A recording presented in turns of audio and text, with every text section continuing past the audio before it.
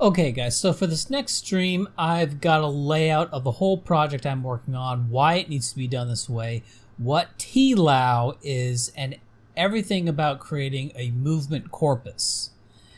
And in my notes, I've come down to the problem of operational art. The alt-right had several problems, many more than the America First movement has.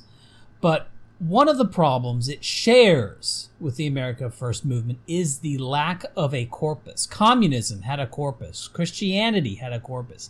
Islam had a corpus. Even objectivism had a corpus, which is why it has had such staying power despite being poor in just about every other regard from a movement organization standpoint. And that's what I'm working on. Something that can be pointed to once they hear about the movement. Some point, something to be directed to. And that has to be something that deconstructs the oppression arc, and in doing so, a necessary precursor, the deconstruction of the processes that lead to people believing in the oppression arc. I argue for being comprehensive.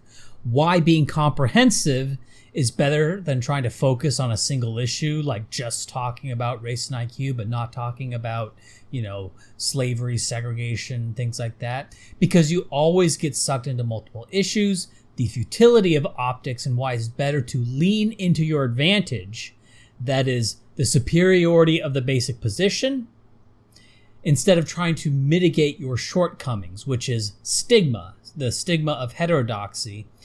And optics is an attempt to mitigate shortcomings, mitigate the stigma of heterodoxy, instead of leaning into advantage, which is the superiority of the basic position.